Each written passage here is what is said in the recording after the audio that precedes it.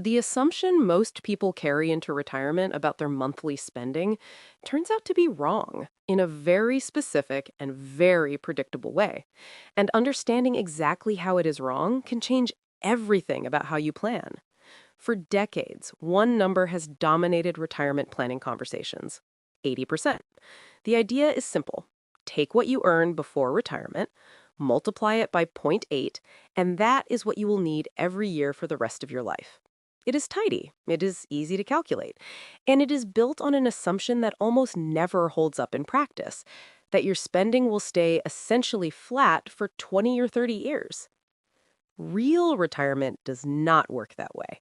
And before we finish today, I want to show you exactly what it does look like, including one phase that almost nobody plans for correctly, and why getting it wrong is what keeps otherwise well-prepared people working years longer than they actually need to. The 80-70-60 rule. What I want to walk you through today is a framework called the 80-70-60 rule.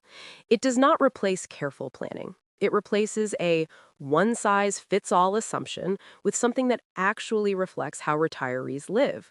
All it does is recognize that retirement moves through phases, and that spending moves with it. Before I explain the three numbers, think about this. Take the last full year you are working, or right now if you still are. What did your household actually spend in 12 months? Not what you budgeted, what you actually spent. Hold that number. Everything in this framework is built from it. The 80%.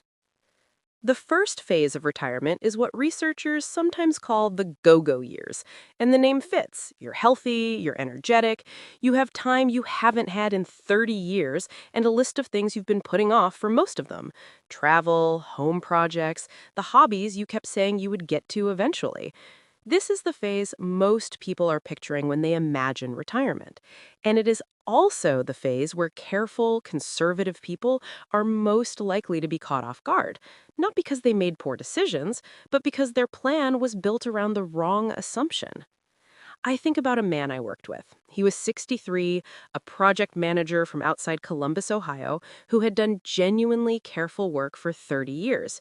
He had just over $620,000 across his 401k and a Roth IRA, no mortgage, and a wife who had recently retired from teaching.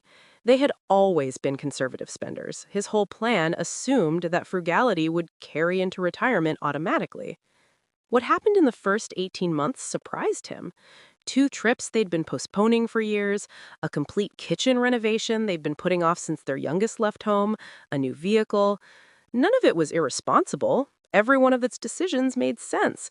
But it added up to spending that was meaningfully higher than he had projected. He came back in and we looked at it together. He hadn't made a mistake. He had just used the wrong map for this part of the journey. If you've ever told yourself that your spending will naturally settle down once you retire, you are in exactly the same place he was. And what happened next is worth understanding. Early retirement, roughly from the time you stop working through your mid to late 70s, runs at about 80% of pre-retirement spending. For some people, it runs a bit higher, especially in the first few years when things that got deferred during the working years finally get done. This is also where several of your largest expenses begin to disappear. You stop saving for retirement, which for many households is one of the biggest line items in the budget. You stop paying FICA taxes on a paycheck. And if you've been carrying a mortgage, there's a reasonable chance it's gone or nearly gone by this point. The 80% figure accounts for all of that: the things falling away and the new spending coming in. This is where spending peaks, and it doesn't stay there. And what comes next, the middle phase, is the part most retirement calculators handle worst. I want to make sure you see exactly what it looks like before we get to the piece that changes the whole picture: the 70%.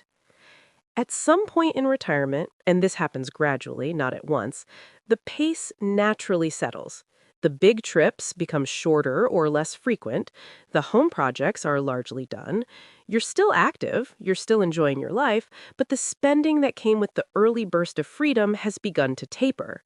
Most people assume this tapering is something retirees consciously decide to do, that at some point you sit down and choose to spend less. What I saw in practice was different. Nobody announces a spending reduction. The categories that drove higher spending in the early years simply occur less often, and the budget adjusts around them without anyone directing it to. This is the slow go phase, and most research on retiree spending patterns confirms what I saw consistently across 25 years of client work. By mid retirement, somewhere in the late 70s to early 80s for most people, total spending tends to settle around 70% of pre retirement levels. Here's a question worth sitting with right now. Think about the three largest discretionary expenses in your life today, the things you spend on that go beyond housing, food, and healthcare. Now ask yourself honestly, which of those are likely to be smaller in your late 70s than they are now? Most people, when they actually think it through, can identify at least two. The final phase is late retirement, and the most useful thing I can say about it is this. Picture someone you know who is 85. Think about their typical day, what they do, where they go, what they buy. Now compare that to someone who is 62. The difference in activity is not subtle, and activity and spending move together.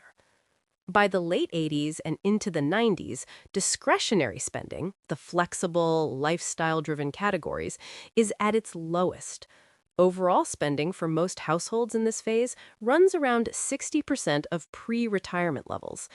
That number comes from EBRI research on actual retiree spending over time, and it holds up consistently across income levels. The one significant exception is healthcare. This is where the spending picture gets more nuanced, and it is the piece I want you to hold on to, because it is the part most retirement plans underestimate in a very specific way. For most retirees, even as every other spending category declines, medical expenses and, for some, long-term care costs begin to take up more of the budget. This can create a modest uptick in total spending near the end of life. The best way to picture the full arc is a gentle hill. Spending starts relatively high in the early years, slopes gradually downward through the middle years, and then for a meaningful portion of retirees, there is a bump near the end driven by health care rather than lifestyle.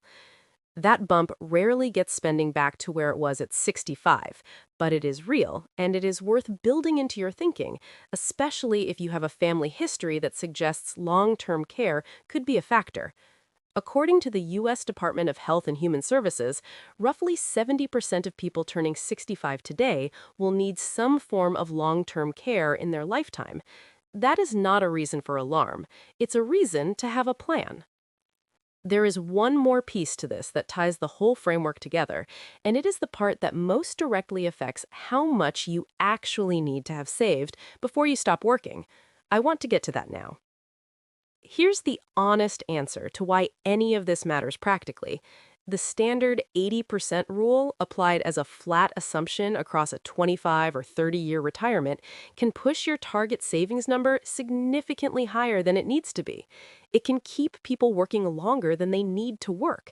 It can create a sense that retirement is financially out of reach for people who are, by a more accurate measure, close enough to touch it. I am not suggesting people save less. I am suggesting people plan with a more accurate picture of what they are actually planning for. I had clients sit across from me who had run the flat 80% calculation and concluded they needed to work another 3 or 4 years. When we ran the actual phased picture together, the gap closed, not because anything changed about their savings, but because the assumption changed. There is a number almost nobody calculates until they're already in retirement, and it's not complicated. It's simply the difference between what a flat 80% assumption says you need over 30 years and what the 80, 70, 60 arc actually costs. For a household with $80,000 in annual pre-retirement spending, that gap in projected need can be substantial, not because the math is tricky, because the assumption was wrong from the beginning. Think about what this framework opens up. Instead of one flat income target for 30 years, you have 3 phases, each with its own shape. You can look at your own situation, your health, your goals, your timeline, and build a retirement income plan that reflects how you will actually live, not how a generalized rule assumes you will. One more question worth answering before you close this out. Take your expected monthly retirement income, Social Security, any pension, any other guaranteed income source. Subtract your current monthly expenses. Is that number positive or negative? If it's negative, do you know how much you would be drawing from savings each month to cover it? And does that withdrawal rate hold up across all 3 phases of this framework? If you're not sure, that's not a problem. That's exactly where to start. Here's the complete framework in one place. In early retirement, the active, energetic years, plan for spending around 80% of your pre-retirement income. In mid-retirement, as life naturally settles into a slower rhythm, that number tends to ease to around 70%.